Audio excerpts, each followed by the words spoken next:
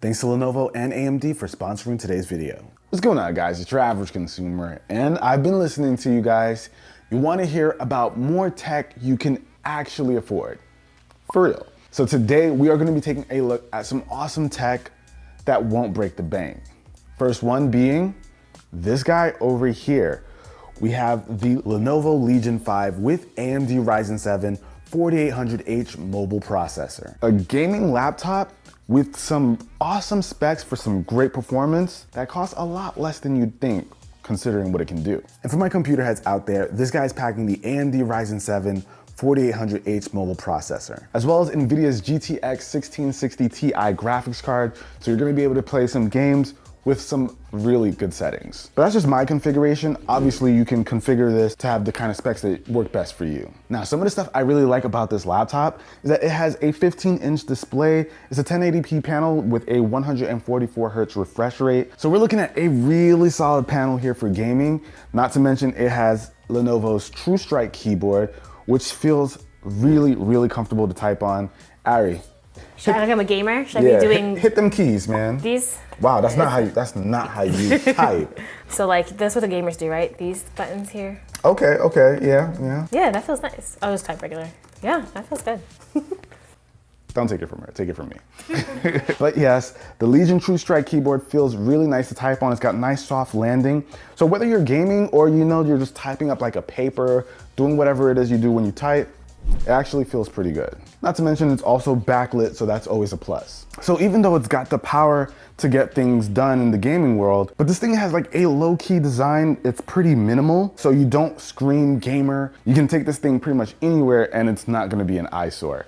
One thing that I really like that they did is not only do you have like a USB port over here on the right side, as well as another on the left and a headphone jack, but you get a lot of your ports in the back. So if you wanted to dock this up, maybe make a setup out of it, plug everything into the back. When you open this up, all your cables are well hidden. So I like that thought process, keeping all the cables straight in the back to just have like a nice clean setup. You can see what they're going for here. Like it's capable to game, right? But also like for everyday people. That's exactly that. Sometimes gaming laptops just look so obnoxious.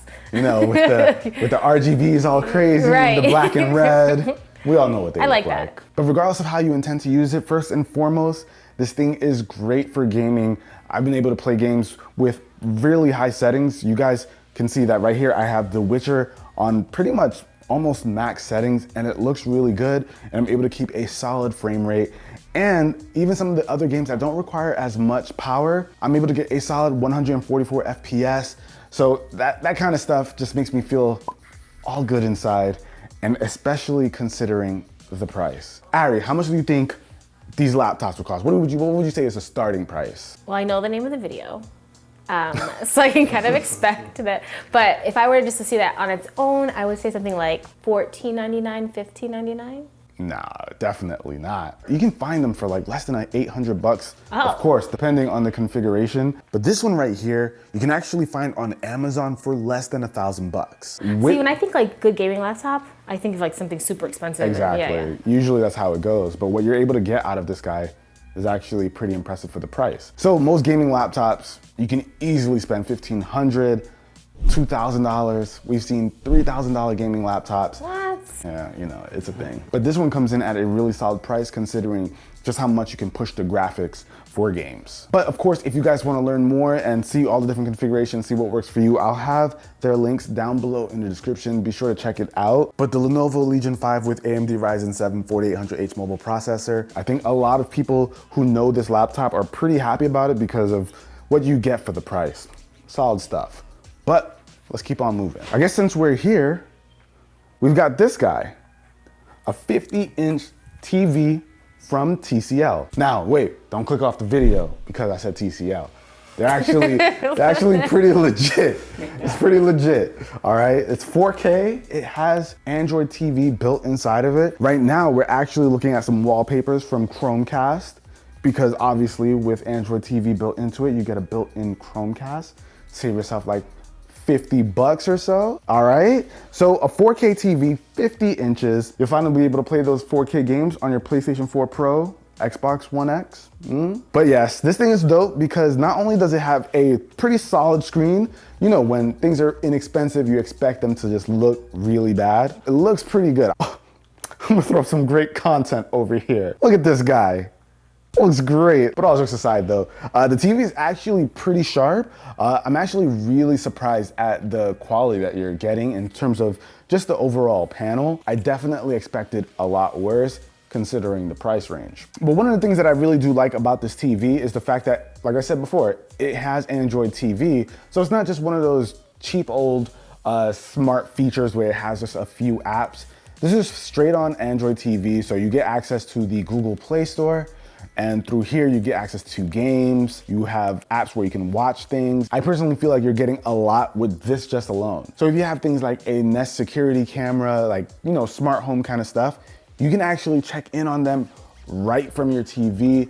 You don't get that with cheap TVs or inexpensive TVs. I'm actually really happy in terms of like the features and the overall quality that you get out of this guy, especially considering, you know, it's a nice 4K TV at 50 inches. I feel like we should save that for Carl for his first apartment. Like, Carl, you want this? I'm not going to say no. Okay, I won't I charge think that'd be you really a lot. good. No, I think that'd be really good for like people first starting out and everything, Oh right? yeah, Like, absolutely. Like you want something for your dorm room, but you're not trying to spend crazy money.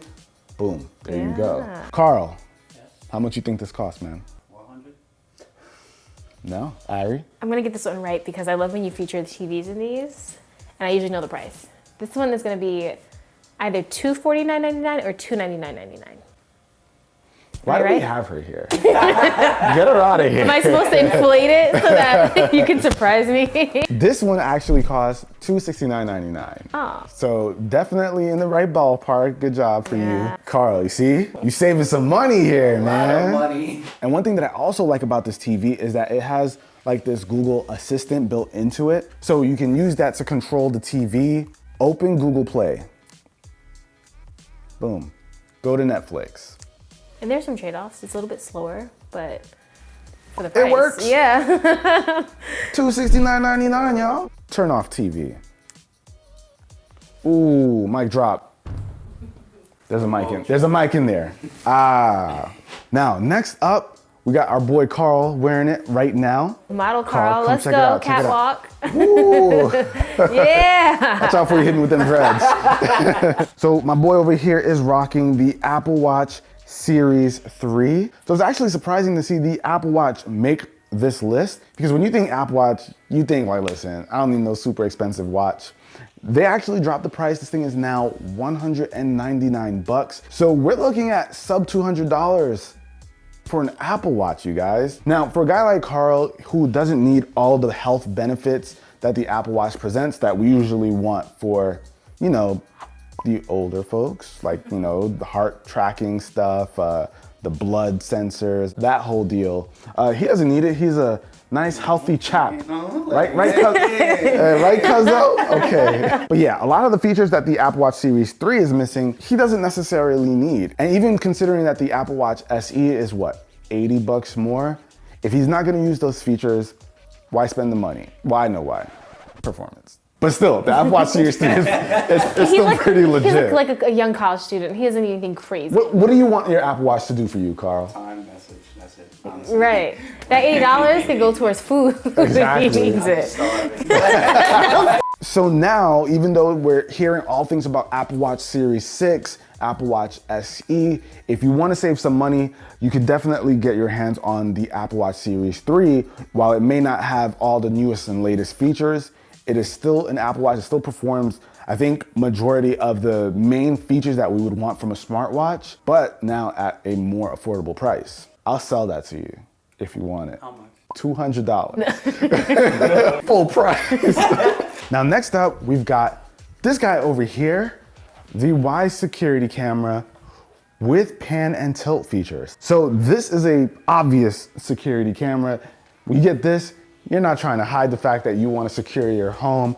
And I am all for it because of what this thing can do. So check this out, Ari. You listening?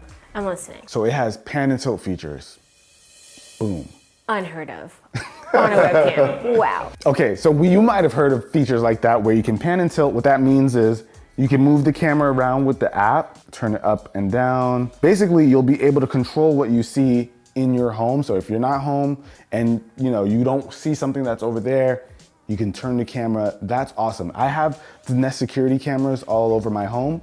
And with those, actually, let me go get it. So you got one of these. So it's usually something like this. It has a nice wide angle lens and you just kind of hope this thing covers enough of your home so that you can see everything going on. You position it the way you need it to be positioned. But with something like this, you don't really have to worry about positioning as much because you can pretty much control it. But beyond being able to just pan and tilt, this thing has a cool feature called motion tracking. So when this thing is on, it'll basically take a look at the room, and if it sees somebody moving around, it'll basically track it and keep an eye on whatever it is. So if there's not supposed to be someone in the room at the time, this thing is going to go ahead and look around and make sure you can keep an eye on whoever's in there automatically. That's pretty dope because it gives you the ability to basically keep track of anything that's going on in the room. If it sees some movement, it'll be able to follow it.